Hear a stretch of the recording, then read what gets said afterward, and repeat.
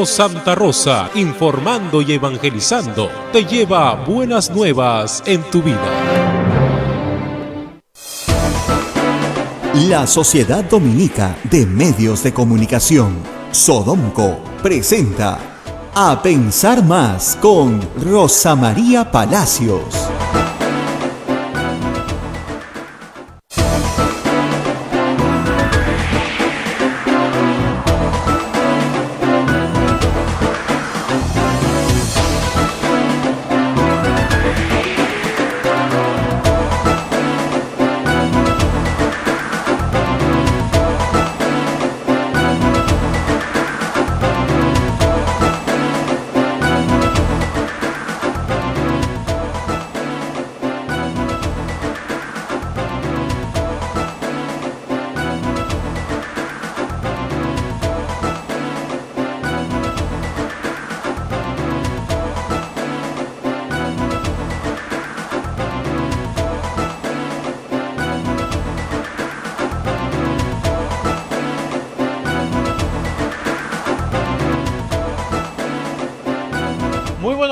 Señoras y señores, bienvenidos a Pensar Más a través de las emisoras de la Sociedad Dominica de Medios de Comunicación. La Sociedad Dominica de Medios de Comunicación está integrada por Radio Santa Rosa en Lima, 1500 kilociclos en la amplitud modulada, 105.1 en la frecuencia modulada al sur de Lima. Radio Santo Domingo en Chimbote, Radio San Martín en Arequipa, Radio Veritas Cusco, Radio Cepagu Cayali, Radio Quillabamba La Convención, Radio Madre de Dios Puerto Maldonado. Estas son las emisoras dominicas del Perú. Se une a otra red de radios amigas en Huánuco, Radio Huánuco, Ayacucho, Radio La Voz de Ayacucho, Puno, Radio Pública, Lampa, Radio San Valentín, Ancash, Radio Moro, Huancayo, Radio Cumbres, Atipo, Radio Milenio, Abancay, Radio Estación Solar, Yurimaguas, Radio Oriente, Cajamarca, Radio Los Ángeles. También AM Tagua nos ponen podcast en todo el Perú y el mundo. Y también la página web de Radio Santa Rosa, www.radiosantarosa.com.pe. 21 de diciembre empezamos la semana navideña y ya estamos comunicados con Rosa María Palacios. Rosa María, muy buenos días. Muy buenos días, Abel, muy buenos días a nuestros oyentes en todo el Perú y en el mundo entero, donde nos escuchan muchos peruanos a través de nuestras plataformas en internet. Pues bien, estamos a 10 días de terminar el año, a 4 días de la Navidad, y bueno, todavía hay muchísimos pendientes. Este año no se acaba y no termina y no se acabará tampoco muy pronto la pandemia que hemos sufrido. Por lo tanto, hay varios temas complicados. Desde el Reino Unido, una alerta que ha preocupado a toda Europa y también América. Se están prohibiendo, y ya en el Perú también, todo vuelo que llegue directamente o en conexión de Reino Unido al Perú. ¿Por qué? Científicos ingleses señalan que una cepa de el COVID-19 o una mutación, me han dicho que es lo apropiado decir más que una cepa, una mutación del virus, ha presentado una velocidad de contagio muy alta, más alta, 70% más alta la velocidad de contagio que la cepa que hemos conocido hasta ahora. No sabemos mucho más, y eso hay que explicarlo muchas veces, porque esta es una enfermedad nueva y la ciencia todavía está estudiando lo que tenemos al frente. Muchos piden respuestas para hoy y no las hay. Lo que sabemos hasta ahora es que no es una cepa que tenga una letalidad mayor. Lo que tiene esta mutación es una mutación que contagia más, pero no tiene una letalidad, no mata más. Y la segunda cosa que es muy importante es que la vacuna que se está administrando, sí, las vacunas que ya se están administrando, sí son efectivas contra esta mutación. Entonces eso tiene que dar un poco de tranquilidad. Lo que sucede es que contagia mucho más rápido. Y en el Reino Unido se han encontrado con una situación sanitaria en la cual su servicio de salud está desbordado. Y su ministro de salud ha dicho, esta mutación la tenemos fuera de control. Y cuando una autoridad sanitaria seria dice que tiene un virus fuera de control, pues inmediatamente se toman medidas. Como ustedes saben, ya desde la semana pasada El hemisferio norte está en una situación muy crítica en comparación con el hemisferio sur, donde solo Brasil, yo les diría, es un problema grave, pero el hemisferio norte está en pleno invierno. Entonces, toda Europa, Rusia y Estados Unidos están en una situación crítica. África, Australia, islas del Océano Índico están en buena situación. América del Sur en problemas, sí, básicamente en Brasil, pero también en Chile y en Argentina las cosas tampoco están tan bien, pero ya a puertas de vacunar también en Colombia. Entonces, el hemisferio norte está en una situación crítica por el invierno, no porque el virus se propague más en invierno y menos en verano, eso es falso, sino porque en invierno tenemos frío. Y en los inviernos crudos del hemisferio norte, a los cuales no estamos acostumbrados en la costa peruana, en esos inviernos crudos tienes que meterte dentro de una habitación cerrada que normalmente tiene calefacción. Y la calefacción recircula, ¿no es cierto?, el aerosol del virus. Y ese es el problema. Entonces, el estar metido dentro de una habitación con otras personas, hasta que una sea portador del virus, asintomático, para que todas se contagien. Lo hemos explicado esto muchas veces todo el año. Por eso, ahora que vienen las fiestas, recordar nuevamente las normas básicas. Vamos a recordarlas una y otra vez. Lavarse las manos todo el tiempo. Salen a recoger un paquete a la puerta de la casa, se lavan las manos. Van a hacer una compra al mercado, se ponen su alcohol en la entrada del sitio, se ponen el alcohol a la salida, se lavan las manos llegando a casa. La mascarilla, que es nuestra gran protección, eso está clarísimo, usarla bien, tapar la nariz y la boca, todo. La mascarilla se usa dentro de casa, sí, en algunas circunstancias sí. Si están con una persona mayor, con una persona vulnerable, es mejor usarla, sí, ayuda. Y fuera de la casa siempre. Y la ventilación. Ahora que viene el verano, no hay excusa, ventanas abiertas, puertas abiertas, usar las terrazas, usar los techos, usar los patios, usar todo espacio abierto. Aunque sea en la misma familia, ¿no es cierto?, basta que uno venga a trabajar con el COVID y todos se contagian. Pero si usted se sienta en una mesa, en el jardín, en el patiecito que tenga, en la azotea monta su comedor, ¿no es cierto?, con un techito, entonces ahí, si convive la familia y pasa tiempo ahí, hay menos posibilidad de que se contagie. Y si usted está en una terraza con mascarilla, poco tiempo, con otras personas, ¿no es cierto?, usted puede mantener algún tipo de vinculación social. Por ejemplo, tiene que ir a dejar un regalo a la casa de la abuela. Va una persona a la familia, se sienta en un espacio absolutamente abierto, con una distancia entre las dos sillas, ¿no es cierto?, con mascarilla, puede dejar el regalo y retirarse.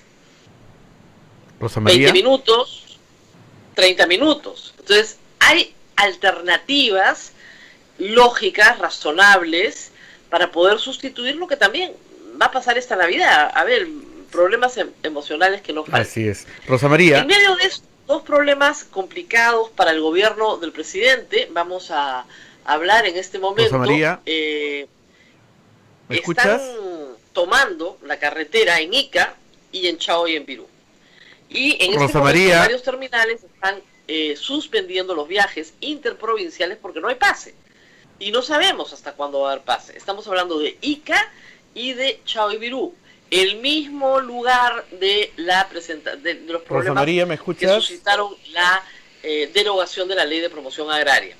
El problema es que este fin de semana el Congreso no ha logrado ponerse de acuerdo y además hay que decirlo, casi todas las iniciativas presentadas por los señores congresistas son catastróficas para el agro. De nuevo, no para el agro de gran exportación, que sí le afecta, por supuesto, pero no en la medida en que le afecta al mediano y al pequeño. Porque obligar a una remuneración mínima agraria con un costo completamente diferente, ¿no es cierto?, lo único que va a generar al final del día es que pase un grupo muy grande de trabajadores a la informalidad. Entonces, ese es el problema en este momento. El problema que tenemos en este momento es que hay carreteras cerradas y el presidente de la República anuncia un mensaje a la nación en los próximos minutos. No sé si, a ver, tú ya has recibido la información de prensa de Palacio y Sí. sabemos a qué horas va a ser el mensaje. Sí, justamente te llamaba por eso, según el documento de Palacio de Gobierno, a las 8:15 de la mañana, dice el presidente de la República, Francisco Sagasti, dará mensaje a la nación 8:15 de la mañana. Bueno, y estamos a la espera en cualquier momento. 8:30, entonces vamos a estar atentos.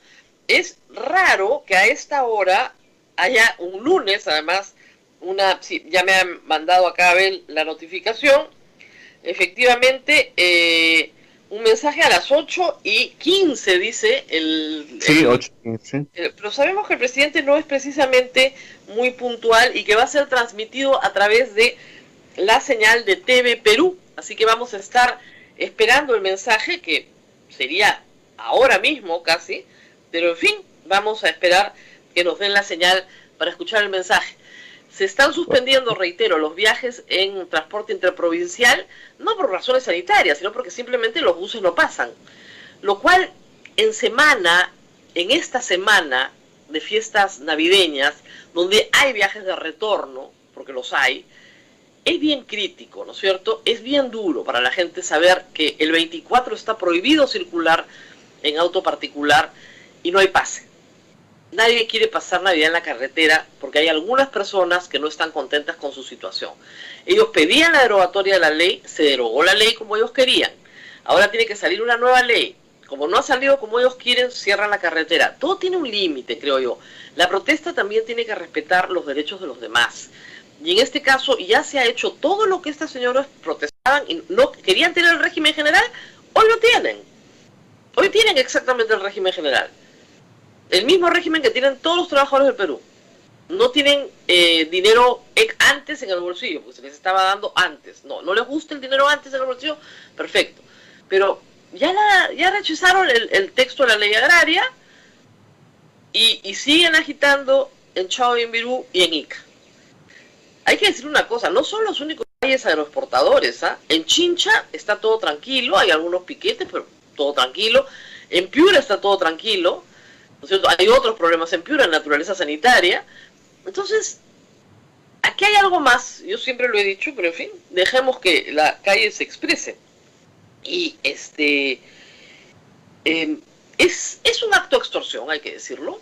Esa toma de carretera en una semana navideña es un acto de extorsión, porque además saben que hay restricciones a la libertad de tránsito 24, 25, 31 y 30, 31 y primero. Yo espero que el presidente anuncie que no va a haber esa extorsión. A ver, ¿podemos engancharnos con el mensaje del presidente, por favor? Ya está al aire. Alarma en Europa y otras regiones. Nosotros también. La Organización Mundial de la Salud, OMS, ha solicitado a los Estados miembros que refuercen sus procedimientos de control y prevención. Ante esta situación, quiero informarles, para tranquilidad de todos, que a nuestro territorio no ha ingresado ningún vuelo directo procedente del Reino Unido desde que se reabrieron las fronteras aéreas del país, y que los pasajeros que han arribado en vuelos con conexión están siendo monitoreados por el Ministerio de Salud.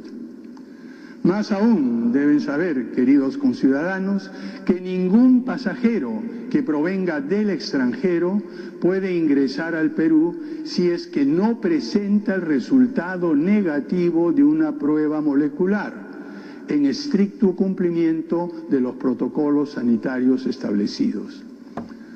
Por esta razón, el Gobierno de Transición y de Emergencia ha adoptado las siguientes medidas orientadas a prevenir.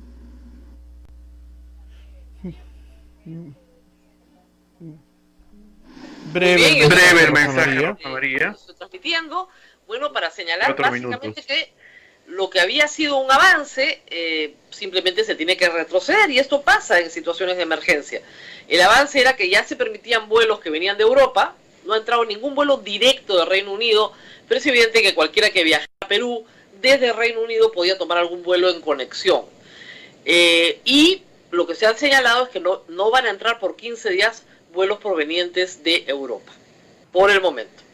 Ahora, hay muchas formas de llegar, ¿no es cierto? Entonces, una persona que está en Madrid se va a Miami y Miami sí tiene vuelos a Lima. Pero, si esta persona es nacional del Reino Unido, es un extranjero residente del Reino Unido, no puede entrar al Perú. Ningún extranjero residente del Reino Unido puede entrar al Perú, y cualquier persona que haya estado en el Reino Unido en las últimas 2 semanas, se le pide que haga una cuarentena de 14 días. ¿Por qué? Usted, si está entrando con prueba molecular, no debería tener nada. A veces pasa que la prueba molecular no detecta. Entonces necesitas 14 días para detectar. Pero yo creo que con una segunda prueba molecular a los 4 o 5 días ya deberías tener, ¿no es cierto?, un diagnóstico más claro. Pero en todo caso, tomar las medidas preventivas, porque se reitera, esta mutación del virus, no es una cepa, es una mutación del virus, no tiene evidencia de que sea más letal, es decir, que mate más. Lo que tiene es que contagia más rápido, su velocidad de contagio es más alta. Y eso hace que la enfermedad, que ya es sumamente contagiosa, sea mucho más contagiosa. Es decir, ahí donde había la posibilidad de que no haya un contagio, pues probablemente lo hay por la velocidad. Entonces, esta mutación del virus ya se ha detectado en otros países. Es decir, se ha detectado hace más de 3 meses. Y ya está en Australia, ya está en Estados Unidos, y es posible que esté en el Perú también. Pero nadie tiene que entrar en pánico, sino hay que trabajar con evidencia. ¿Ok? Hay que trabajar con evidencia y no entrar en pánico. Y tomar medidas preventivas, lo que ha dicho el presidente, que es el enfoque correcto. ¿Qué podemos hacer para prevenir? Bueno, que no venga gente del Reino Unido.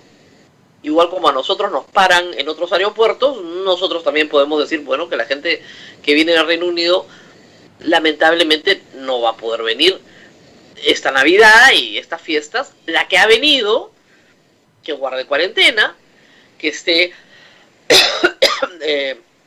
algún tiempo con su certificado, claro, pero podría hacerse una segunda prueba molecular, podría, preventivamente, para mayor seguridad, en 2 o 3 días, de tal manera que, mientras tanto, está en su domicilio, pero aislada, ¿no?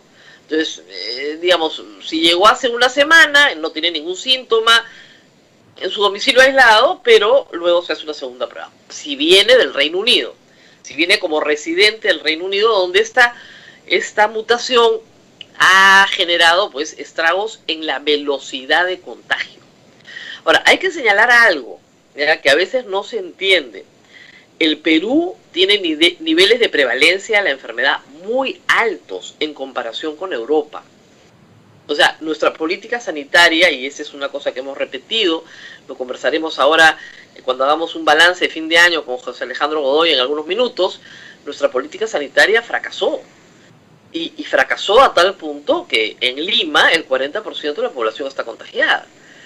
Y eso es un fracaso, lamentablemente. Pero, la única cosa que tenemos como ventaja es que la posibilidad de reinfectarte existe, pero es menor.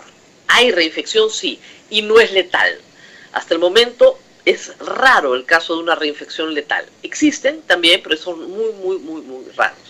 Entonces, esto, que es una desgracia, en cierta forma nos da una pequeña ventaja. Es una desgracia, sí, es una desgracia porque ha causado la muerte de, vamos a llegar pronto en extra muerte en Sinadef a 90.000 personas, y es una desgracia, efectivamente. Desde el punto de vista demográfico, ¿afecta las cifras de Perú? No de una manera de poner en riesgo, digamos, la sobrevivencia de la especie, no. Cuando se inició este virus, los que estaban, digamos, en una posición más apocalíptica, creían que era un virus que podía poner en riesgo la sobrevivencia de la especie humana, considerando la historia de epidemias en la humanidad. Sin embargo, a 9 meses, a 1 año ya de su detección en China, en Wuhan, han muerto 1,5 millones de personas. Para casi 7.000 millones de habitantes, demográficamente no es significativo, por ahora. Pero si esto se ha logrado gracias al conocimiento científico que hay de la enfermedad y de cómo prevenir. Se ha logrado gracias al uso de mascarillas masivamente, de tela, descartables, las que la gente tuvo a mano pero que se puso con disciplina. Gracias al lavado de manos, gracias a la distancia entre las personas, gracias a las cuarentenas, sí, en parte, por supuesto, que se pudo detener la velocidad de contagio, sobre todo en Europa. Eso es importante y hay que rescatarlo. La revista Time ha señalado, y también el grupo de Diario de las Américas, que los héroes de este año son el personal sanitario del mundo entero. Médicos, enfermeras, técnicos, personal de rehabilitación, es decir, todo el personal sanitario que se comprometió tanto y que tantas vidas ha perdido. Y que gracias a ellos estamos hoy vivos y podemos agradecer por nuestras vidas, por el trabajo heroico de miles de personas, no solamente en el Perú, en el mundo entero. Hace 100 años el mundo tuvo que vivir una epidemia parecida y el saldo final fue oficialmente 20 millones de muertos. Pero el extraoficial se calcula en 100 millones de muertos. La llamada gripe española mató más gente que la Primera Guerra Mundial. Entonces, hoy estamos hablando de una pandemia, porque la enfermedad se ha diseminado en todos los continentes, que ha matado 1,5 millones de personas. Entonces, estamos en el primer año, ¿no? Entonces, estamos hablando de dimensiones, o sea, de un triunfo de la ciencia sobre la enfermedad. Y eso creo que también hay que decirlo. Pese a la muerte, pese a todos los costos que esto ha tenido, si lo ponemos en la perspectiva correcta, lo que se ha logrado como humanidad es vencer a la enfermedad a través del conocimiento. Hace 100 años no se tenía los conocimientos que se tienen ahora, menos, pues imagínense ustedes en el Perú en la vida colonial, cada peste las personas no sabían, ¿no es cierto?, que se transmitía de persona a persona. Las grandes pestes europeas que se transmitían a través de las ratas, ¿no es cierto?, se tuvo que aprender que había que exterminar el vector que eran las ratas para que no regresara la peste bubónica, que hasta el día de hoy no tiene cura.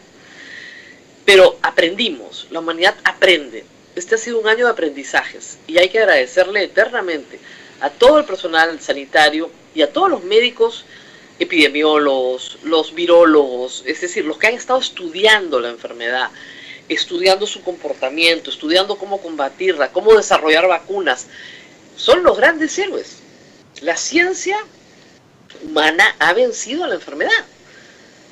No la tiene todavía controlada y falta mucho camino para controlarla, pero la enfermedad no ha puesto en riesgo a la especie humana. Y en un momento inicial se pensaba que esto, sobre todo los que tenían mucho pánico, no me encuentro entre ellos porque trato de ser razonable, creían que efectivamente esto era de una letalidad casi mortal, de exterminio para la humanidad, ¿no? Y sin embargo hemos vencido. Y yo creo que depende cómo veas el vaso, ¿no? La muerte siempre es terrible, siempre es terrible. Es una derrota, es una tristeza, reúne todo lo que no queremos que pase, ¿no? Es un final. Pero, y en estas condiciones ha sido un final trágico, porque ni siquiera ha habido duelo, ni siquiera ha habido despedidas, muchos temas han quedado inconclusos para muchas personas, ¿no? Pero viste en la gran perspectiva de la humanidad, en la gran perspectiva, 1,5 millones de muertes oficiales, podrían ser muchas más, por supuesto, como en el caso del Perú. Eso se estudiará después. Para 7.000 millones de habitantes que hay en la Tierra, parece un triunfo. Un triunfo de toda la humanidad, a costos enormes, eso hay que decirlo, ¿no? O sea, en materia económica, el costo ha sido gigantesco. El mundo ha parado. En muchos momentos el mundo entero había parado. Cuarentenas en todas partes. En el Perú, trágicas, además, larguísimas. Hemos peleado con todas las medidas irracionales, incluso la de no manejar auto particular el 24 y el 25, que es absurdo. Espero que si siguen las carreteras cerradas, el presidente y su consejo de ministros tengan a bien permitir pues el pase, aunque sea de vehículos particulares en esas zonas, ¿no? Pero en fin, ahí estamos. Y mientras tanto, como decíamos antes de que el presidente hablara, porque no ha hablado de eso, Hay un gran debate sobre el tema de las vacunas, Abel, que está inconcluso, donde todos se tiran la pelota, donde hay responsables de aquí y allá, pero lo que hay que decir es que en concreto no tenemos vacunas. Eso es lo concreto. O sea, no hay vacunas disponibles, ni las van a haber en enero, ni en febrero, tal vez a fines de marzo, pero pocas. Las 50.000 vacunas que llegaban de piloto para personal sanitario no van a llegar, no se ha firmado un contrato, y es posible que no se firme en mucho tiempo porque la burocracia peruana no acepta determinadas formas de contratación que son indispensables en este caso. Yo escribí sobre esto ayer. Un burócrata peruano jamás va a comprar algo que no existe. Jamás va a comprar algo que no existe. Se muere de miedo que la Contraloría, la Fiscalía y el Congreso de la República le armen una comisión investigadora. Prefiere morir de COVID, o que nos muramos todos de COVID, a comprar algo que no existe. La buena noticia es que las vacunas existen, pero obviamente el fabricante, en este caso Pfizer, como es una vacuna de emergencia, no quiere ser responsable por los efectos secundarios de la vacuna. O sea, tú la compras, tú la pones, nosotros no somos responsables. Entonces el gobierno exige seguros, exige responsabilidad y jamás van a firmar un documento en esas condiciones. No solamente ha pasado en el Perú, está pasando en otros países del mundo, donde se exige que firme el presidente de la República, que el compromiso sea cierto, etcétera, ¿no? Ciertas garantías, sobre todo en Latinoamérica. Pero en otros países han aceptado, en Chile y en Colombia han aceptado que la empresa no tiene responsabilidad, ya tienen sus vacunas y en enero comienzan a vacunar. Y los peruanos no es que podamos cruzar la frontera a Chile o a Colombia y nos podamos vacunar, ¿no? Porque tenemos un DNI de Perú, no un DNI, no un documento de identidad de esos países, ¿no? Entonces necesitamos que se dejen de echar la pelota y que francamente nos digan de una vez cuándo, cuánto, a quiénes. Y con paciencia lograr vacunar a todas las personas. Y que la próxima Navidad, cuando estemos comentando, ¿no es cierto?, saquemos este programa y digamos algo así como, ¿te acuerdas el año pasado cómo sufrimos con el tema en diciembre? Las vacunas, qué bueno que ya está toda la gente vacunada. Eso me gustaría poder decirles en un año. No sé si lo logremos. Así es, Rosa María. Pero sí que por lo menos la mayoría de la gente que necesita protección esté protegida. Y me refiero básicamente a los mayores de 65 años, a todas las personas con comorbilidades y, por supuesto, a todo el personal sanitario, a los maestros, a las Fuerzas Armadas y Policiales, que son las que están básicamente en la calle, ¿cierto? Y que son las que necesitan con urgencia una protección extra, que no basta solo con la protección de la mascarilla, en fin, los guantes, el personal de salud tiene toda clase de protecciones, ¿no es cierto?, sino que necesitan una vacuna que les permita trabajar, volver a sus pacientes, volver de lleno a las tareas que han suspendido. Todavía muchos médicos tienen suspendidas sus tareas. Nosotros, así es, Rosa y yo también en la República, no vamos a volver a estudio hasta que no tengamos la seguridad de que no vamos a contagiar a nadie o que no vamos a ser contagiados. O sea, esa seguridad se la tenemos que dar a todos los que trabajamos juntos, y en cualquier producción, como ustedes saben, en un medio de comunicación, somos muchos, no somos poquitos, somos muchos. Una producción chiquitita como la de nuestro radio reúne no menos de 5 personas todas las mañanas, y normalmente en un día cualquiera, cuando eran tiempos mejores, éramos 10 o 15 que estábamos en la mañana juntos. Entonces somos muchos que venimos de distintos lados. Tenemos que asegurar a todos, sobre todo a los mayores, a Abel, a Eduardo, a mí, que podemos trabajar de una manera segura. Seguiremos trabajando en remoto el próximo año hasta que tengamos una solución. Y creo que es la única alternativa. Lo bueno, si vemos el lado positivo de las cosas, es que podemos seguir estando juntos. Hemos descubierto la virtualidad, hemos descubierto que podemos transmitir desde cualquier lugar. Como le decía Abel, ahora sí ya no hay vacaciones nunca, porque como podemos transmitir desde cualquier lado, pues siempre vamos a estar juntos, no importa dónde vaya. Pero vamos a hacer una pausa, ¿no, Abel? Ya nos toca para poder regresar con José Alejandro Godoy y ir terminando así es, Rosa María, el balance político, económico, sanitario del año 2020. Bien, Rosa María, no sé si hoy día tenemos problemas en el audio, no sé si me estás escuchando. Tranquila.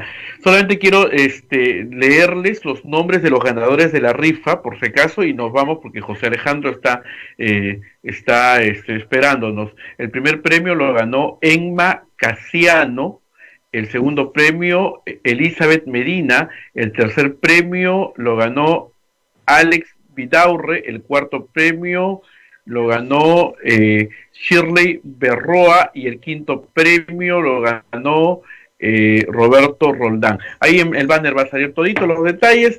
Rosa María, nos vamos a la pausa y volvemos con José Alejandro que nos está esperando. Pausa.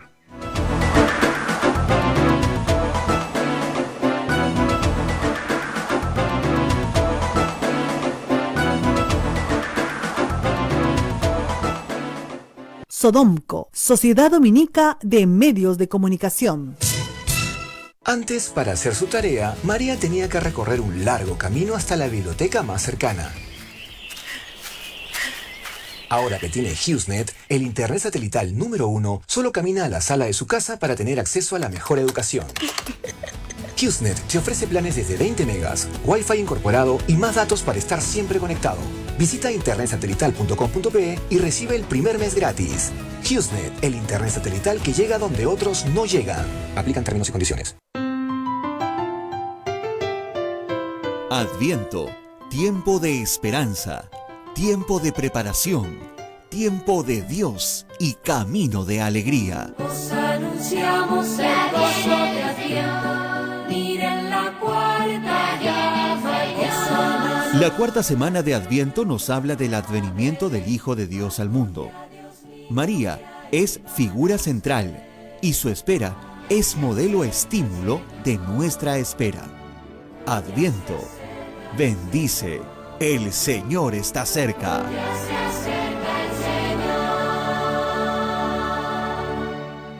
Sodomco, Sociedad Dominica de Medios de Comunicación.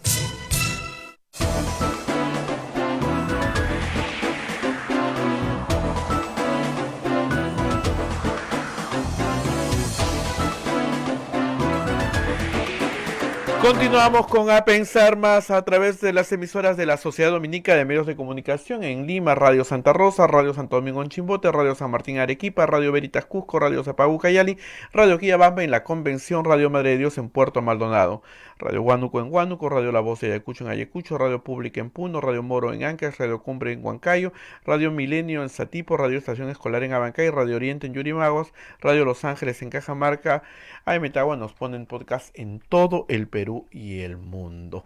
Estamos ya con Rosa María, que va a hacer una evaluación del año con José Alejandro Godoy, a quien saludamos. Adelante, Rosa María. Bueno, estoy teniendo problemas con el sonido, estoy tratando de mejorarlo, pero no sé si me escucha bien José Alejandro. ¿Me estás escuchando? Te escucho perfectamente, Rosa María. Buenos días. Muy buenos días. Yo te escucho bajito, entonces probablemente yo sea la del problema. Si me permiten un instante, por favor, para tratar de mejorar el audio. Si lo logro mejorar, un segundo. Hay que subir el volumen porque de acá sí estábamos conversando con Rosa María y tenía dificultad para escucharme. Ya José Alejandro está listo. Bueno, parece que tengo problemas y los voy a seguir teniendo hasta que logre mejorar el audio, que no tengo la menor idea de cómo hacer para mejorar. Pero en fin, a ver, acá está el botón, un segundo por favor. Bien.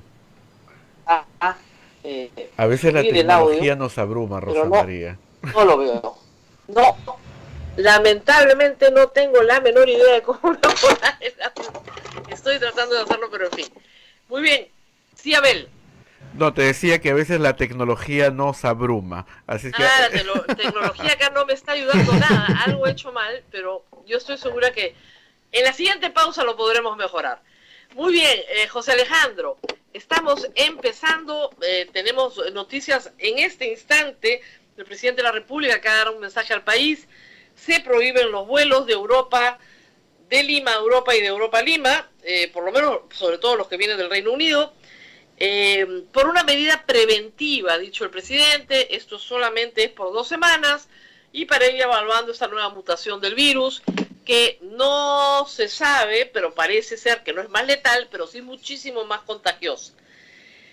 Todo el tiempo tenemos estas medidas de aproximaciones sucesivas al manejo de la enfermedad, pero yo quería empezar por un balance del año sanitario, ¿no? Del año sanitario en el Perú. ¿Cuál es la apreciación que tienes de lo que hemos vivido sanitariamente en el Perú?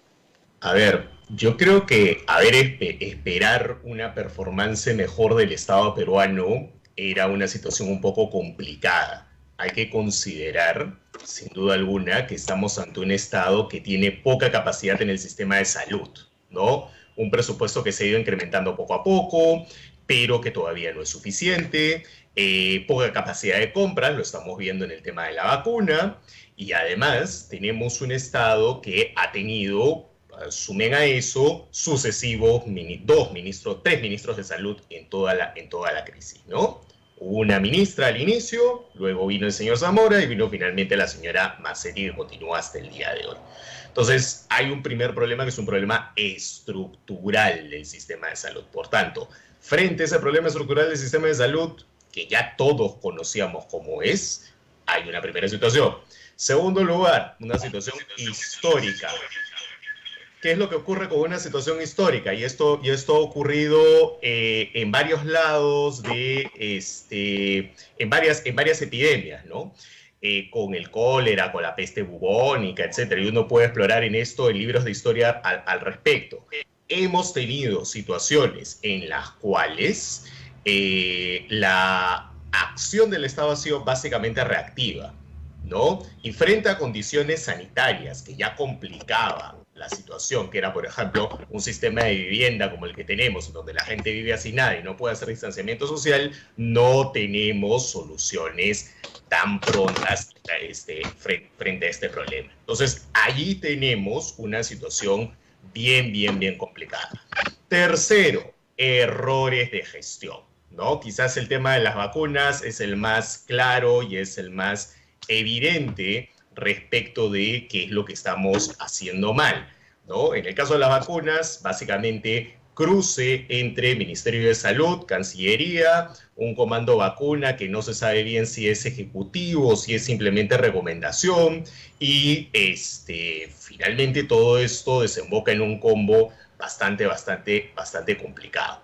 Entonces, cuando tú tienes una situación en donde se te mezclan situaciones estructurales, situaciones históricas del sistema de salud, y además tienes problemas de gestión, pues llegamos finalmente a la situación en la que hemos llegado, en donde el Perú, durante un buen tiempo, felizmente ahora ya no, estuvo liderando los rankings de número de fallecidos o número de fallecidos per cápita, ¿no? Entonces, creo que hay que darle una explicación mucho mejor y mucho mayor que simplemente Vizcarra tiene la culpa, el Congreso tiene la culpa. Yo creo que hay que ver esto en su real dimensión y saber que como país no estábamos preparados para afrontar una pandemia como esta, pero que nuestra situación política, con errores de gestión, con el tema de un mes de noviembre demasiado convulsionado, ya vamos a hablar de eso en unos minutos, pues precisamente nos coloca en una situación en la cual llegamos al mes de diciembre y tenemos un presidente que creo que ha tenido un buen reflejo en este tema de cerrar las fronteras con el Reino Unido, pero, y con Europa en general, pero que todavía va a tener que afrontar retos súper importantes, ¿no? El tema de la vacuna es quizás el fundamental acá, pero además el tema de reimplementar el sistema de salud, ¿no? De volver las camas UCI al otro lado, de un lado a otro. Y lo tercero, que es quizás la gran pata coja de todo esto, es este problema de rastreo, aislamiento, que tiene dos componentes. Uno, pruebas moleculares, que seguimos sin comprar mal, y el segundo que tiene que ver con el comportamiento de las personas. Y esto no solamente se ha registrado aquí, sino que se ha registrado en Europa, que las pruebas de rastreo y aislamiento no dieron los resultados que se tuvieron en Europa, perdón, en Asia, en Corea del Sur, en Japón específicamente, porque la gente no acataba las órdenes de quienes eran sus rastreadores. Entonces, esa situación nos genera el combo y nos genera la grave situación en la que hemos estado durante buena parte del año. Hay que decir, como verán, he resuelto el problema tecnológico durante la conversación. Ya escucho bien a José Alejandro Godoy, creo que ustedes no me ven tan bien porque esta cámara no es tan buena como la otra, pero acá estamos. Lo que les decía era que este problema tecnológico, este problema sanitario, ha tenido una visión de parte del gobierno de Vizcarra, que como ustedes saben perfectamente yo no he compartido, una visión punitiva, una visión de castigo a la población. Es decir, te encierro y tú eres el culpable de tu enfermedad, te castigo, te multo, te persigo, presumo que eres una persona que quiere morir y que tengo que salvarte. Y ha habido, creo yo, una violación, no solamente en el Perú, pero una violación sistemática de derechos fundamentales de las personas que en el caso de las marchas se manifestó como evidentemente absurdo. Las marchas no han contagiado masivamente a nadie y sin embargo suspendieron el derecho de reunión de una manera compulsiva y masiva. ¿Cuál es tu evaluación de la política sanitaria del gobierno Martín Vizcarra durante los meses que la hemos tenido, que han sido 8? Yo sí creo que las medidas punitivistas sí eran importantes, sobre todo al inicio. Yo creo que mandarnos a cuarentena a todos durante un largo tiempo ha sido importante y ha salvado muchas vidas. O sea, es que estoy convencido de eso y creo que eso no hay que dejar de reconocerlo. Dicho esto, creo que los planes para reactivar la economía fueron poco precisos en general, no solamente en tiempo, sino también incluso en protocolos, y por eso es que probablemente tenemos las aglomeraciones de centros comerciales que tenemos ahora, de un lado. De otro lado, fallas también de los privados, ¿no? Hemos sufrido mucho con el comercio electrónico algunos, recién ahora estamos teniendo una mejor falla de los privados, pero además de eso, creo yo que tú tienes que dar punición, pero también tienes que dar instrumentos de salud mental y instrumentos de espacios públicos que sí no hemos tenido. Y ahí no solamente responsabilidad del presidente Vizcarra y de su gestión, también hay una grave responsabilidad de los gobiernos locales, ¿no? O sea, yo, por ejemplo, es obvio que la gente se va a ir a Mesa Redonda y al Mercado Central por dos razones. Uno, la gente no tiene plata y quiere regalar algo en Navidad. ¿Y dónde se va? A donde normalmente es más barato. Entonces, ahí es donde está yendo. Y es además el sitio de siempre. Entonces, ¿qué es lo que creo que el gobierno central y los gobiernos locales debieron haber hecho? De un lado, decir, esta no es una Navidad como las de costumbre. Esto es una Navidad en la que probablemente no vas a ver a tu mamá, o la vas a ver en Zoom, o la vas a ver en un parque, pero no la vas a ver en una cena, en un espacio cerrado, con todo el familión allí puesto en una sola casa. Eso es imposible. Lo segundo, ferias. Algunos distritos, San Miguel, Magdalena, lo he podido comprobar, lo han hecho, pero no todos. Entonces, si tú tienes espacios en donde se centraliza la compra de productos baratos, efectivamente tú reduces eso. Pero si tú no tienes eso de forma coordinada entre el gobierno central, y aquí hay que señalar uno de los grandes bluffs del año, ¿no? El señor Muñoz, ¿no?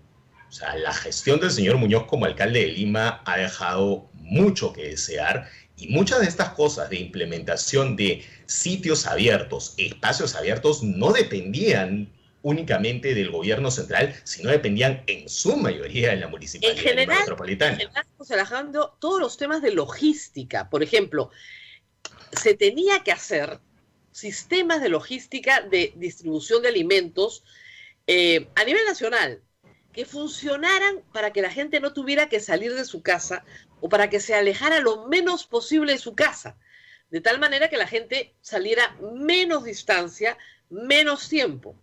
Esto implicaba hacer un sistema de reparto, de delivery, que podría haber canalizado perfectamente cualquier alcalde con mototaxis, con triciclos, poniendo a los productores al lado del ama de casa, a la casera del mercado, al lado de su clientela. Esto se ha hecho porque la gente lo ha hecho, pero no he visto un esfuerzo articulador de las municipalidades, defendiendo el delivery como método de reparto de bienes a todo nivel social. Más bien lo que hubo fue una demonización del delivery en redes sociales, porque lo asumían al pollo a la brasa o al, qué sé yo, al Globo, al Rappi, a marcas específicas de delivery, pero no el concepto. Y el concepto es lo que ha salvado vidas en Colombia, en Chile, en Argentina, que no pararon nunca de tener sistemas de reparto a domicilio. La gente más rica en el Perú tiene despacho a domicilio de mayoristas, y lo ha tenido toda la pandemia. Pero el problema es que la gente más pobre no, y ahí era donde tenía que organizarse un sistema donde los alcaldes no han conectado a su distrito con sus mercados. ¿Por qué pasa esto? Y en todo el Perú, no solamente en Lima, en todo el Perú, conectar el mercado con la gente no ha sido posible, sino hasta muy tarde y por propia iniciativa de los mercados más que del Estado. Y de los comerciantes en general. Los comerciantes, ¿qué es lo que han hecho? Han comenzado a implementar estos sistemas de pago rápido por banco o por celular, y a partir de ahí lo han podido hacer. El único esfuerzo serio que ha habido en esa materia es lo que se llama el Plan Taita, que lo hizo además el Ministerio de Defensa. No lo hizo un alcalde y lo hizo con colaboración de GRADE, ¿no? Y creo que ahí hubo una buena sinergia público-privada. Pero en el resto del país eso no funciona, y eso te da un indicador de cómo el sistema de gobiernos subnacionales a nivel distrital y a nivel provincial es un desastre. Y todavía seguimos teniendo, y una muestra es el Congreso, estas leyes declarativas en torno a la necesidad de crear más distritos en un país que ya no aguanta más distritos. O sea, Lima es una ciudad ingobernable porque tenemos 40 y tantos distritos en esta ciudad y un alcalde provincial que además es ineficiente. Entonces, si tenemos esas dos cosas, pues ahí te explicas por qué, salvo iniciativas aisladas de algunas municipalidades, no tenemos eso. No tenemos una visión de lo que es ese registro comunitario. Probablemente en algunos lados, en zonas rurales, esto probablemente ha funcionado un poco mejor porque es mucho menos gente, hay niveles de articulación y de sociedad civil que están operando y que están funcionando por detrás, pero a nivel de organización municipal, esto es un desastre. Ya ni digo a nivel de gobiernos regionales, donde ya la cosa es todavía más dramática. En el tema político, entremos ahí. Este año nos deja varios eventos, ¿no? Uno importante, las elecciones de enero, y el otro importante es la vacancia del presidente de la República, tal vez como un hilo entre los dos, ¿no? Que además de uno procede el otro, porque sin ese nuevo Congreso no se hubiera vacado a este presidente. Y una inestabilidad política que hasta ahora tenemos, porque todos somos perfectamente conscientes de que el presidente Sagasti está, más que un gobierno de transición, es casi un gobierno de emergencia, ¿no? Porque lo pueden mover en cualquier momento si la correlación de fuerzas en el Congreso así lo decide. Entonces, en medio de la desgracia que hemos descrito, ¿no es cierto?, la desgracia sanitaria, parece un crimen tener inestabilidad política. ¿Cómo lo explicas? En medio además de un proceso electoral en marcha, estamos ya en medio del 22, se inscriben todas las candidaturas, mañana se tienen que inscribir todas las candidaturas. Uno diría que más bien este Congreso y la política en general quería congraciarse con el pueblo, ¿no? Y más bien ha sido todo lo contrario. ¿Cómo explicar este fenómeno? A ver, es que creo que hay que irnos más allá, hay que irnos 4 años en el tiempo, ¿no? Bueno, sí. Todo esto comienza cuando la señora Keiko Fujimori, que además ha sido la primera candidata en inscribirse con una celeridad digna de mejor causa, no reconoce el resultado de las elecciones del 2016. ¿No? Y eso es algo que gatilla toda una serie de eventos y circunstancias que seguimos teniendo hasta el día de hoy. Porque el empleo de lo que podríamos llamar en jerga botones nucleares dentro del sistema constitucional peruano se ha pervertido a tal punto que tú necesitas básicamente reunir a 87 personas en una sala llamada hemiciclo del Congreso de la República, virtual o real, y vaca su presidente. O sea, es realmente, además, hace notar la necesidad de una reforma política a fondo. Si alguien que decía que el documento hecho por Fernando Tuesta y otros 4 colegas míos estaba en vano. Bueno, acá tienen la evidencia precisamente de la necesidad de tomar ese documento y decir, bueno, ¿cuánto de esto voy a poder cumplir en el próximo quinquenio? ¿No? Entonces, eso es una primera cuestión. Una segunda, un Congreso que nace efectivamente de una dispersión muy rápida, muy amplia del voto y de reglas que hacen que efectivamente minorías queden sobre representadas dentro del Congreso de la República. El caso de Acción Popular es quizás el más grosero y el más grotesco, ¿no? Tercero, comportamiento de actores. Hay actores que no están pensando en una lógica política, sino que están pensando en una lógica estrictamente judicial. Le pasó a Keiko Fujimori en los 2016 para adelante, incluyendo ellos han votado a favor de la vacancia del señor Vizcarra, no hay que olvidarlo, pero también está la lógica de Podemos Perú y está la lógica de Unión por el Perú. No, o sea, el señor Luna se puede ir preso antes de Navidad. No, sí, claro, hay una lógica judicial, estamos de acuerdo, pero también hay una lógica de intereses absolutamente particulares económicos. O sea, poner en juego toda la estabilidad política del Perú para conseguir licencia para tu universidad puede parecer una cosa de loco, pero es el caso de Podemos. Y no le van a dar la licencia porque simplemente su universidad no reúne las calificaciones mínimas para ser universidad. Pero eso lo ponen sobre la mesa de la negociación política. Eso es lo que es inaceptable. Y lo mismo en el caso de enterarnos, y ya uno lo va desglosando mucho más, quiénes son los financistas o quiénes han sido los financistas de la señora Fujimori durante la última década, ¿no? Dionisio Romero, la CONFIEP, los señores Wong, que son los señores de un canal que da, los dueños de un canal que da esa información las 24 horas del día. Entonces, digamos que eso te da un indicador de por dónde van las cosas. O sea, aquí estamos hablando no solamente, como tú dices, de una lógica de conjunción, sino también una lógica de negocios. Y sumemos a eso dos errores del presidente Vizcarra. El primero, la no reelección de congresistas. Creo que a estas alturas está demostradísimo que fue un error. Y lo segundo, no ir por una bancada parlamentaria que pueda ser potente, buscar un aliado, un partido aliado en el Congreso. Y hoy, básicamente, lo tenemos ahí junto con el señor Salaverry en un matrimonio por conveniencia que a muchos les suena mal, pero creo que probablemente es lo que pudo hacer antes, no ahora, en este momento en el cual ya él está fuera de la presidencia, ¿no? Cometió el mismo error político de Alberto Fujimori, no tener partido. Error que trató de corregir su hija, pero es un error político no tener partido. Porque además, el artículo para disolver el Congreso, el 134, lo que te genera es una elección para decidir si el Ejecutivo tiene mayoría o no. Esa es la naturaleza de ese artículo. Tú haces un nuevo Congreso para darle mayoría al Ejecutivo que la ha perdido. Esa es la razón de ser. Nunca hubo una mayoría para el Ejecutivo. Lo que entraron fueron todos sus adversarios encubiertos, hay que decirlo, porque durante la campaña ninguno anunció que tenía como plan bacán al presidente de la República, ninguno anunció que tenía como plan sacar leyes populistas, quebrar al fisco. Nada de eso se anunció en campaña. Esto es post-pandemia, digamos, ¿no? Pero seguimos entrampados en la misma dramática situación. Y el Congreso yo creo que merece un capítulo especial, ¿no? O sea, aprobar 2 leyes inconstitucionales en 9 meses, yo creo que es el récord de cualquier Congreso, ¿no? Dos leyes declaradas por el TC inconstitucionales en el lapso de 9 meses, o 6 meses. Y se van a venir más, ¿ah? Claro, se van a venir más. En año y medio probablemente sean 4, porque la ONP la van a declarar, y la del CAS también, porque es la misma teoría que la de ascenso. Y probablemente la reforma del 6% en educación que aprobaron el sábado también. De todas maneras, pues esa iniciativa de gasto es un disparate, porque además es un disparate.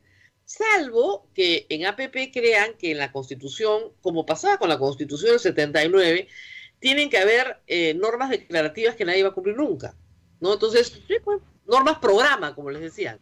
Pero que es un poco la lógica de las normas de creación, de declaración de interés público de distritos, ¿ah? Exactamente lo mismo. No sirve para nada. Claro, yo creo que hay 2 incentivos. Incentivos de práctica parlamentaria y hay incentivos de corto plazo. Incentivo de corto plazo es el incentivo electoral. Te quiero aparecer como el que te pongo plata en el bolsillo.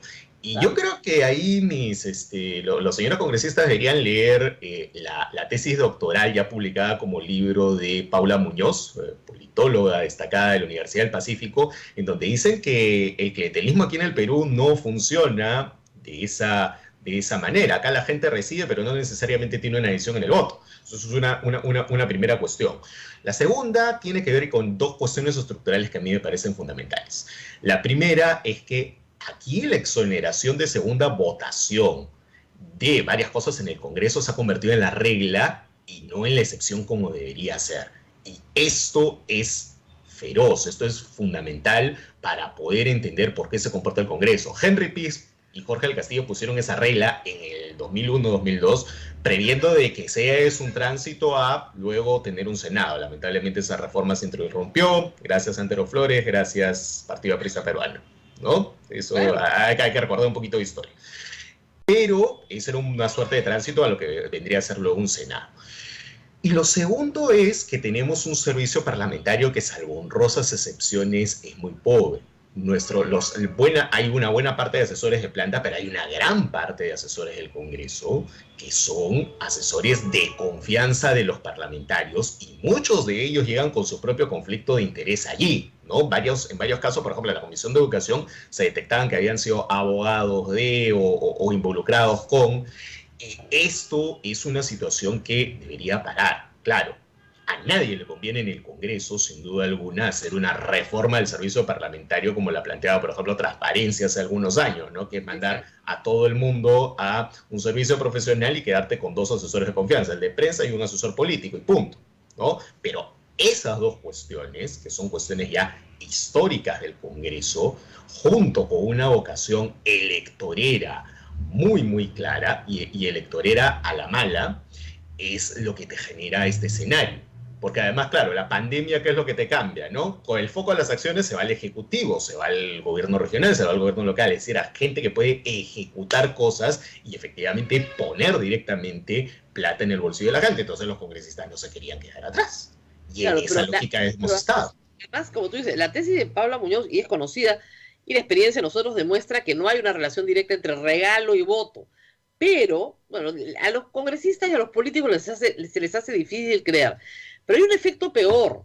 Cuando las poblaciones de estos distritos se dan cuenta de que no les han dado nada, de que no son nada, de que no son distrito, no solamente el favor político se convierte en furia, pero les gusta, ¿no? Entonces dicen, no, es que si no declaras la obra tal de interés nacional, entonces no la van a hacer.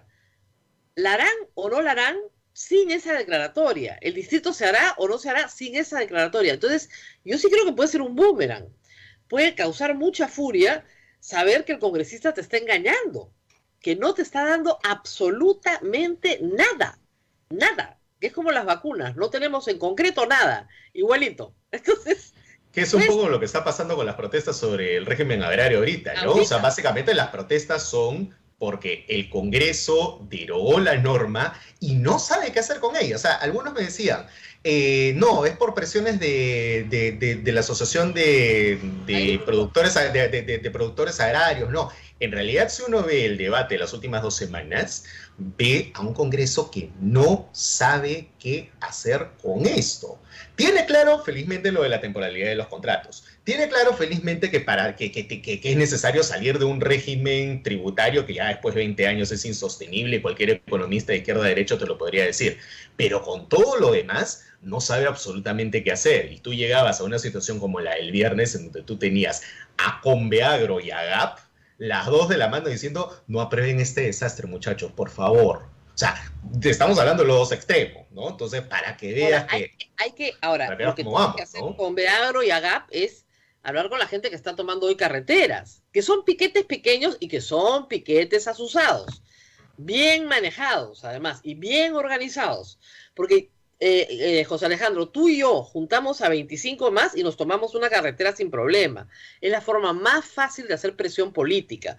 Pero como tú dices, con Beagro y AGAP estaban de la mano diciendo, nos van a matar a todos. Y el problema es que si se aprueba la norma como estaba, tú pasas al 50% de los que ya eran formales a la informalidad. Así de fácil. Porque el grueso de los trabajadores agrarios son informales. El grueso, estamos hablando casi el 90% de los trabajadores agrarios son informales. Vas a hacer que el 95% sean informales. Pero sí es cierto que hay una variable política que contemplar y que creo que es algo que también nos ha acompañado durante el año, ¿no? Que es el desprestigio de la empresa privada. Así es. En muchos casos, por su propia culpa, ¿eh? O sea, que ya venía de antes, ¿no? Lava Jato, Club de la Construcción, los aportes irregulares a Keiko Fujimori, y lo terminaron de reventar con varios de los voceros empresariales dando anuncios y declaraciones contraproducentes durante la pandemia y con servicios de comercio electrónico que tampoco han funcionado del todo bien, sobre todo en el sector gran retail, ¿no? Retail y la digitalización del retail los ha hecho sufrir. Y los bancos. Y los bancos. Últimamente, sobre todo los bancos. No, entonces... Claro. Tú ahí tienes un problema fundamental, que es que aquí necesitas reformas de segunda generación también en el campo regulatorio económico. Pero estamos hablando, ojo, Indecopi, estamos hablando de fortalecer la SBS, o sea, ese tipo de cosas que impactan directamente en el ciudadano, al cual la discusión sobre el capítulo económico de la Constitución le importa tres pepinos, sea para defenderlo, sea para contrariarla, pero sí quiere estas cosas, sí quiere que lo defiendan frente al abuso de un banco o frente al abuso de una tienda que no le entrega el producto en el tiempo estimado. Entonces, esa mala imagen de la empresa, de la gran empresa privada sobre todo, la ha golpeado muy duro y la ha arrastrado durante todo este año, y creo yo que es además uno de los cuestiones que se va a convertir en tema de campaña electoral del próximo año. Así es. El tema económico, hemos pasado por el sanitario, por el político, vamos por el económico brevemente. Pues las perspectivas parecen buenas, es lo que nos dice Waldo Mendoza, nuestro ministro de Economía, que habla como un predicador, parece sacerdote católico en la homilía, ¿no? Cuando lo escuchas en el Congreso, pero el problema real es que vamos a una campaña electoral con la gente desempleada o con la gente con los sueldos disminuidos o sin perspectiva de mejora. La gente aguanta y todos aguantamos, pero con la perspectiva de que va a mejorar. Y no vemos, por eso el tema de la vacuna es psicológicamente en la parte económica tan serio, porque no vemos salida. ¿Cómo aprecias la parte económica en esta lógica de no sé cuándo voy a tener plata en el bolsillo? Bueno, en términos de indicadores generales, mejor. Yo creo que Waldo Mendoza tiene claro que efectivamente el país probablemente va a crecer a 11% el próximo año, que es básicamente una tasa de recuperación de lo que teníamos antes de la pandemia, ¿no? Y sí hay una recuperación de empleo, sobre todo en Lima metropolitana, incluso de empleo perdido. Entonces ya hay dos indicadores que te van diciendo hay algo que se está moviendo. Pero creo yo que hay también cuestiones efectivamente de microeconomía que el MEF sí debería comenzar a atender, ¿no? Si tú quieres tener salidas, o sea, si tú quieres evitar los proyectos populistas del Congreso de la República, tú tienes que tener mucho más velocidad en iniciativas. Por ejemplo, en el tema de la ONP le dieron 40 vueltas hasta que la señora Alba finalmente presentó un proyecto de ley, pero finalmente lo descartaron. Lo mismo con el tema de pensiones. Claro, lo mismo. Lo que presentó el MEF es muy valioso para la gente. Exacto. Para la gente común y corriente es muy valioso. Ojalá se aprobara, porque sí es valioso y sí lo puede hacer el Congreso. Y además porque sí te resuelve un problema, que es que gente que tenía menos de 20 años de aporte en la ONP sí podía tener acceso a una pensión. Exacto. Entonces, ¿qué se necesita del MEF? Un MEF que olfatee más la calle. Waldo Mendoza es un estupendo docente, creo que explica muy bien la materia económica, pero necesita estar más en conexión con la calle, en el sentido de, oye, ahorita se viene un proyecto sobre tasas de interés, entonces tú necesitas, oye, BCR, oye, SBS, juntémonos todos, démosle una salida a esto, porque sí hay un problema. Sí hay un problema de gente que está ahogadísima con las tasas de interés en general, y requiere...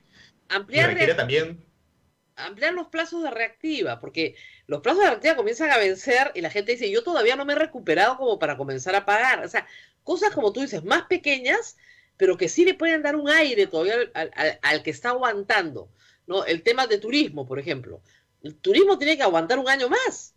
No, yo creo que hay que ser bien claros que esto va a durar un año más. O sea, claro. Esta situación va a durar un año más y por tanto, negocios que no van a poder abrir realmente, como los cines, como las discotecas, como los bares, o sea, tienen que decir, o cambiamos de giro de negocio y ahí es donde debería entrar el Estado para justamente propiciar ese cambio de giro de negocio, o mueren en el intento. O sea, de verdad, esto va a durar un año más y creo que hay que mentalizarnos a que esto va a durar un año más. El Perú no está en la primera lista de la vacuna y aún así recuperar y vacunar a todo el mundo implica una logística muy, muy fuerte. No es que lleguen las vacunas y ya se acabó todo maravilloso, hacemos nuestra vida normal. No, hay que ser muy prudentes con los mensajes. Conociendo al sector público, más o menos lo conozco de observarlo, como yo escribí ayer, mira, felizmente ya existe una vacuna, pero hacernos la ilusión de que van a comprar algo que no existe en el Estado peruano, no hay un funcionario público que te compre algo que no existe sin terror de que la Contraloría se lo lleve preso. Sobre todo si la vacuna se cae, es decir, si es un proyecto de vacuna que todavía no ha sido validado, no lo van a comprar. Y lamentablemente nuestros pares latinoamericanos sí lo hicieron porque entienden lo que es la ciencia, entienden lo que son los riesgos y bueno, no vamos a tener, no podemos cruzar la frontera a vacunarnos, pero la buena noticia, sí hay que decirlo, es que al mundo le interesa, desde un punto de vista sanitario global, que todos estemos vacunados, porque de esa manera el mundo puede volver a operar de la misma manera que operaba antes. Pero la mala noticia es que eso puede demorar. No hay apuro. Eso va a demorar. Claro, esa es la mala noticia. Va a demorar. Va a demorar. Estamos a la cola, nos pusimos a la cola por una burocracia que no entiende de ciencia y que tiene más miedo a ir preso que al COVID, entonces simplemente nos vamos a demorar. No hay nada más que hacer. Y en el camino, bueno, habrá pues los conflictos de interés, las echadas de pelota de unos a los otros, el Congreso contra Vizcarra, el comando. Anoche hemos visto una entrevista muy extraña donde nos cuentan una serie de cosas. Además, ha habido una confusión permanente hacia el público del Estado, haciendo creer que el comando vacuna conformado por privados compraba la vacuna, cuando en realidad no compraba nada, era un organismo consultivo. Era un organismo más bien de facilitadores con las farmacéuticas, donde además varios de ellos tenían conflictos de intereses, ¿no? Entonces, y yo creo que ahí hubo un error del presidente Vizcarra de subir a gente que tenía este tipo de conflictos de intereses al respecto, pero además con gente muy cercana a quienes lo han vacado, ¿eh? Sí, amigos de Jorge el Castillo. Ya.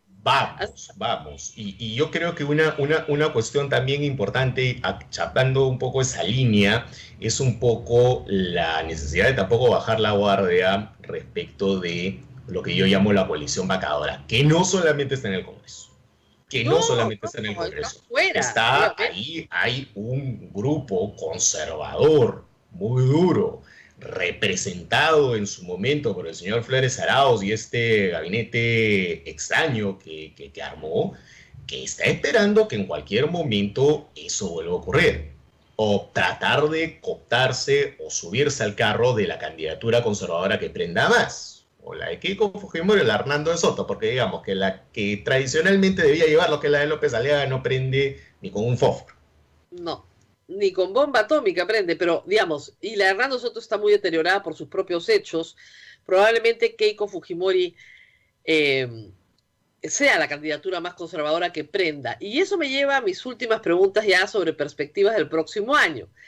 Yo sé que no tenemos bola de cristal, pero algo hay que decir para orientar un poco a nuestros oyentes sobre ¿cuáles son las perspectivas del próximo año? Yo ya les expliqué, tú lo debes haber escuchado a mis oyentes, lo que creo sobre los 7 partidos que están a la derecha y los 8 que están a la izquierda y lo que queda al centro. Bueno, y hay un grupo inclasificable, como siempre, pero digamos, ¿cómo crees que, o sea, si el país se polariza en derecha-izquierda, mi apuesta es a que Keiko Fujimori entra a segunda vuelta con Verónica Mendoza. Si el país no se polariza y más bien se centraliza, mi apuesta es a que Verónica Mendoza está de todas maneras en la segunda vuelta, pero quien entre por el centro le va a ganar la elección. ¿Cómo ves las cosas? Primero, que Verónica Mendoza corre sola en ese sector.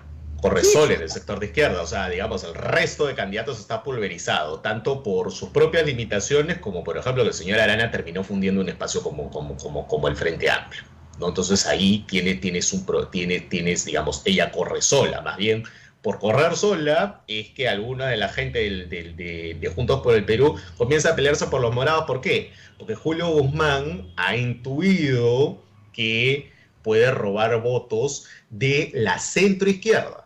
No de la izquierda, pero sí de la centroizquierda, que le permita eso pasar a segunda vuelta. Lo que pasa es que Verónica Mendoza, su propuesta de entrada es radicalizarse un poquito más. ¿Por qué? Porque acuérdate que en enero del 2020 UPP le gana todo el sur. Exacto. Era de ella.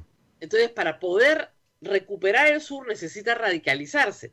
Pero claro, si radicaliza mucho, efectivamente, un tercio del voto de la izquierda se lo lleva, pero no le queda espacio al centro para la segunda vuelta. Entonces, claro, es una jugada un poco peligrosa, pero yo creo que se va a radicalizar para llevarse, como tú dices, todo el voto de izquierda, que es un tercio del país. Hay un tercio del país que vota, si sumas, a izquierda. O a menos que comience ella a centrarse a partir de enero. O sea, que lo primero sea robarle todo lo que pueda de voto en el sur a UPP. Pero ahí yo creo que el principal problema para Verónica Mendoza no es UPP, no es Marco Arana, es Johnny Lescano. ¿Por qué? Porque Johnny Lescano tiene una marca posicionada donde lamentablemente el tema de Merino no le ha afectado tanto, y donde tiene esta mezcla muy rara de populismo económico y conservadurismo social. Claro. ¿No? Uno veía la entrevista que le hacía Lescano a Lescano, Marcos Cifuentes, la semana pasada, y uno se daba cuenta de por dónde iban sus coordenadas. Entonces, yo diría, ojo con Lescano, ¿eh? Ojo con Lescano, que puede dar la sorpresa en la elección. Entonces, yo diría, Lescano Mendoza disputándose la izquierda en principio, Guzmán muy fijo al centro. Yo creo que Acuña está muerto, probablemente. Yo creo que quizás de los candidatos del centro que puedan de repente por ahí surgir, a pesar de sus problemas judiciales, es Ollantumala. Yo también creo lo mismo. Y a la derecha, yo creo que Keiko Fujimori está corriendo sola, reconciliada con Alberto, además, ¿no? Pero claro, yo creo que Keiko Fujimori tiene un gran problema, dos grandes problemas. El antivoto, y se lo ganó a pulso, y lo segundo es que tú tienes una nueva generación, y quizás esta ha sido la mejor noticia del año, que está ávida de conocer su pasado, y que va a querer conocer qué hizo no solamente la señora Keiko, sino también qué hizo su papá. Y si tú juntas a Keiko con su papá a una nueva generación de votantes, pues ahí tú tienes un nuevo bastión posible para el antifujimorismo, es decir, para el candidato que vaya precisamente con ella, ¿no? Yo creo que ese votante joven existe porque yo tenía alguna indicación, y esto es una cosa extraña lo que voy a contar. A mí se me ocurrió aconsejarle a Pedro Cateriano que publicara el libro que había escrito en el año 94, que lo reeditara exactamente igual, sobre Alan García. Y ha sido un éxito de librería para la ciencia política en el Perú. Y lo que te decía la gente joven es, yo no sabía que a Alan García le habían hecho esta investigación y le habían encontrado esto. O sea, había un olvido de una información que sí era relevante para una nueva generación. Y yo creo lo mismo que tú, que en el caso de Keiko Fujimori hay un olvido, pero esta nueva generación dice, yo sí quisiera saber qué fue lo que pasó. Y a pesar de que el gobierno de Alberto Fujimori terminó hace 20 años, hay una nueva generación que te dice, por favor, cuéntenme de una manera, digamos, lo más objetiva posible qué pasó. Y eso puede ser muy malo para Keiko en segunda vuelta. Es decir, para que lo tenga claro el público, Keiko Fujimori y Verónica Mendoza, cualquiera de las dos en segunda vuelta, son el sueño de todo candidato. Porque 2/3 del Perú no vota a la izquierda. Y también hay que decir que Keiko Fujimori tiene 65-75% antivoto en este momento. Entonces, cualquiera que pelee con ellas dos en segunda vuelta gana. El problema es que puede ser que las dos peleen una junto a la otra. Esa es una posibilidad, y es una posibilidad real. Es una posibilidad real de que las dos pasen a segunda vuelta. Claro, ¿por qué? ¿Qué es lo que pasa con el centro? Y es ahí un poco la situación. De un lado, porque efectivamente si uno ve las encuestas de IEP, la gente se está corriendo poquito a la derecha, poquito a la izquierda. ¿Ok? El centro todavía sigue manteniendo un bastión enorme. Pero, ¿qué puede afectarle al centro? Que los dos candidatos más potentes que tiene el centro son candidatos que pueden tener problemas. En el caso de Julio Guzmán, el gobierno es Sagasti. En el caso de Yantumala, sus casos judiciales. Gracias. Entonces, la posibilidad de tener una segunda vuelta izquierda-derecha clásica es posible. También existe la posibilidad de que tengamos una segunda vuelta de alguien del centro con alguna de las dos. Exactamente. Esa es mi lectura también. Pero yo sí creo que Verónica Mendoza con más seguridad va a estar en la segunda vuelta, porque como tú decías hace un rato, corre sola por la izquierda ahorita. Entonces, es la candidata de la izquierda peruana del voto a la izquierda, no le digo del partido, sino del voto de aquel ciudadano que siempre va a votar por una opción de izquierda. Y hay que decir, Verónica Mendoza no es Ollanta-Humala. En una segunda vuelta, ella no va a correrse a la derecha, no va a ser la de Lula. Olvídense, no hay ningún pacto con los empresarios ni nada, es muy radical. No creas, yo creo más bien que Verónica Mendoza es más astuta de lo que pensamos. Yo creo que ella sí se va a ir al centro, definitivamente. ¿Por qué? Que pierde la izquierda. Si se mueve al centro, o sea, se puede mover al centro después de abril. No, pero es que si se va, es que si hay la situación en la cual ya 3 o 4 semanas antes se comienza a ver que ella podría pasar a segunda vuelta con Keiko Fujimori, ella se comienza a correr al centro inmediatamente porque sabe que la izquierda ya la tiene ganada. Claro, ahí sí. Pero si no se corre al centro, Keiko Fujimori le gana la elección de todas maneras. Sí, pero ellas yo sí siento que tienen el olfato suficiente como para correrse al centro de todas maneras, y tiene alguna gente en la lista parlamentaria que la puede ayudar. Sergio Tejada, Sigrid Bazán, que la pueden ayudar precisamente a reenganchar con ese centro o centro izquierda que normalmente está ahí. Ahora, yo el problema que le veo a Keiko Fujimori es que los casos le siguen reventando en la cara todo el tiempo. Hoy día tenemos la noticia en la República de que el fiscal José Domingo Pérez ha solicitado ampliar la investigación fiscal, esta vez ya incluyendo a el grupo del Banco de Crédito en la cabeza de Dionisio Romero por fraude en la administración de personas jurídicas. Entonces, el caso sigue creciendo, es decir, su donante, que estaba a salvo porque había colaborado con la justicia, pues ahora está incluido como investigado por otro delito, con otra línea de investigación, y muy controvertido porque efectivamente ningún accionista del Banco de Crédito, digamos, lo ha demandado, sino que es el propio fiscal de oficio el que investiga este fraude como delito fuente de el lavado de activos. Claro, y además con un Dionisio Romero que ya tuvo que dejar la presidencia de Credit Corp este año por estos problemas. Pero precisamente eso alimenta lo que estábamos mencionando hace minutos, ¿no?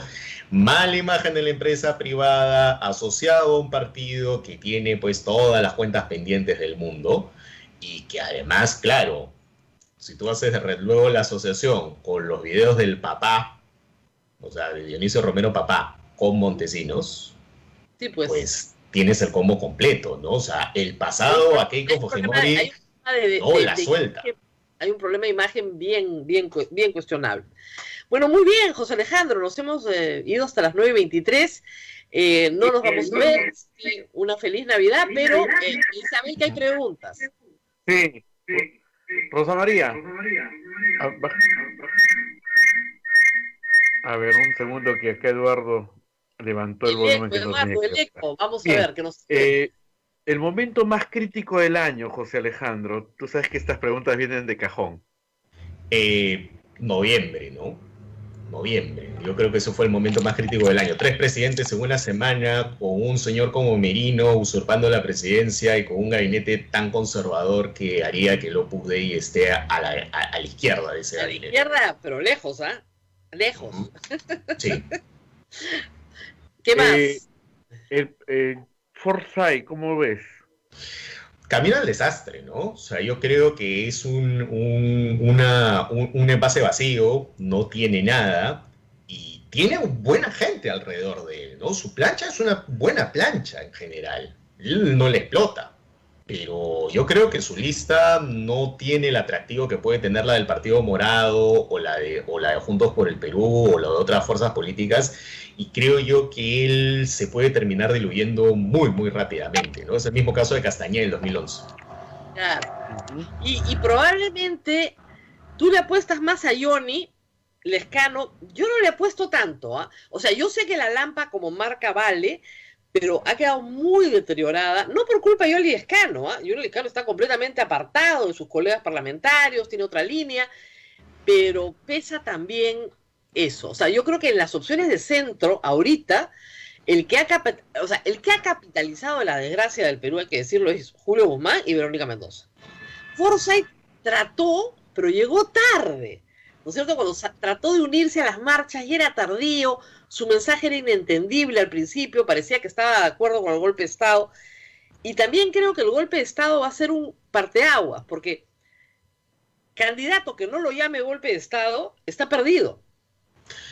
Claro, tú te viste a Fernando Olivera la semana pasada y efectivamente no lo llamó golpe de Estado. La señora Fujimori no lo va a llamar golpe de Estado. Acuña no lo va a llamar golpe de Estado, ¿no? Ahora sí creo que Acuña va a tener una buena bancada en el Congreso de todas maneras, ¿eh?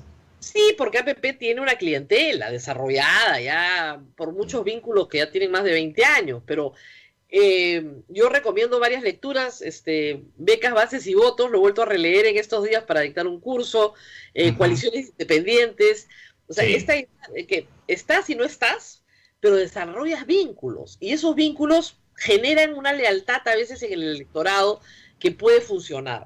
Pero Acuña, sí, como candidato presidencial, yo creo que está completamente perdido.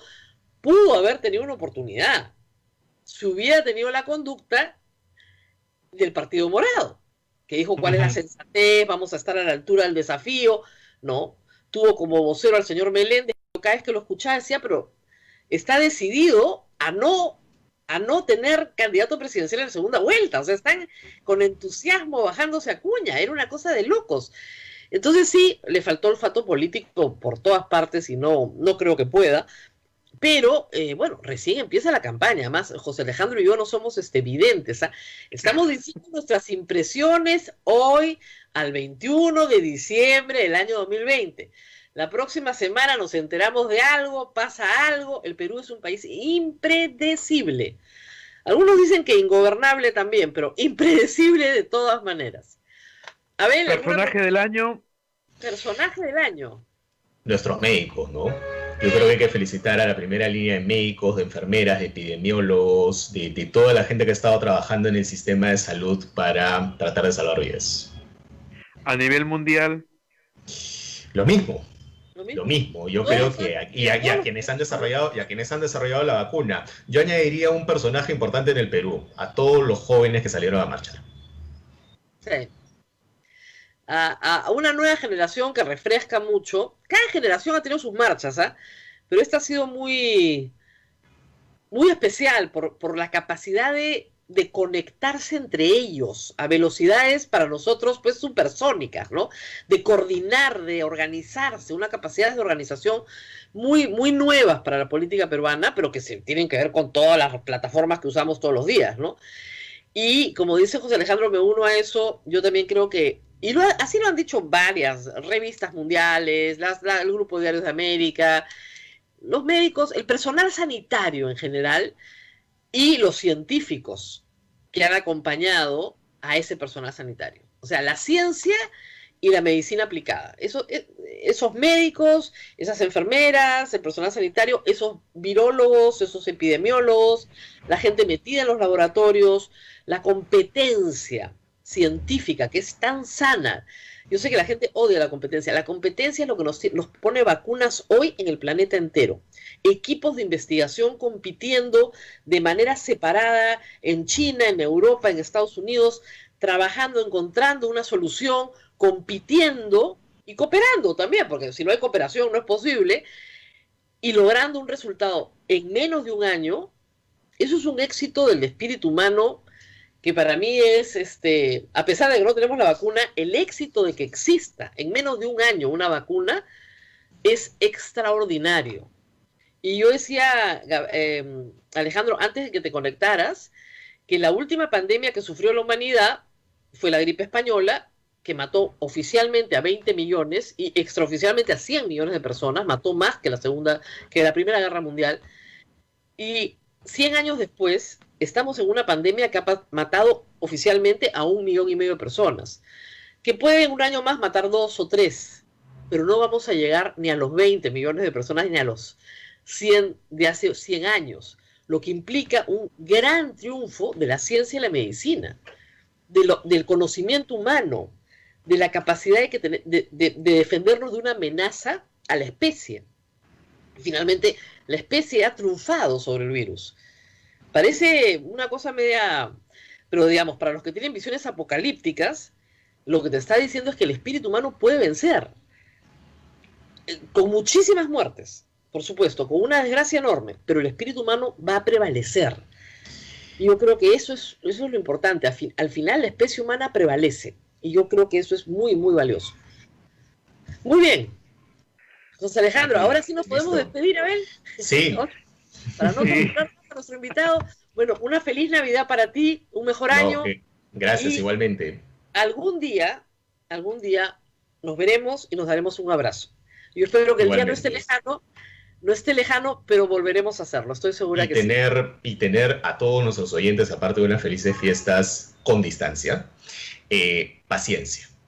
Yo sé que es complicado, yo sé que este fin de año saca muchas cosas de salud mental detrás en general, acumuladas, pero sí es importante que tengamos la necesidad finalmente de que vamos a tener un año muy parecido a este próximo. Y que creo que es importante que tengamos claro cuál es el horizonte. Vamos a tener un año más en esto, por lo menos. Y hay que, a partir de eso, ajustarse. Nosotros vamos a hacer un programa más económico mañana, pero les prometo que el miércoles vamos a hablar más espiritualmente y dar algunos consejos prácticos, espero, de cómo armarnos de paciencia, cómo recargar la fuerza que necesitamos para salir adelante en una fecha tan emotiva como es la Navidad. Es difícil. Yo el viernes pasado criticaba, bueno, esta es una fecha muy emotiva. La gente recuerda a sus muertos en Navidad. Es lo que más recuerda, la ausencia de sus seres queridos. Con la mortandad que hemos tenido este año en el Perú, es una fecha triste. Entonces necesitamos un poco de salud mental para todos, para poder recargarnos, luchar en el verano, y esperamos que el próximo diciembre, José Alejandro y yo, cerrando el año, digamos, bueno, ¿te vacunaste? Sí, yo también, qué bueno, todos bien por casa. Muy bien. Hasta la próxima, José Alejandro, que será ya el próximo año. Y nos despedimos, Abel, nos despedimos del público ya a esta hora de la mañana. Nos despedimos, Rosa María, agradecer a José Alejandro, que lo hemos molestado varias veces en el año. Así que muchísimas gracias, José Alejandro Godoy, por tu trabajo y tu análisis. Bien, Rosa María, nos vamos hasta el día de mañana con otro día más que se acerca a la Navidad y vamos a celebrar la Navidad. Cuídate mucho, Rosa María. Nos vemos. Chao.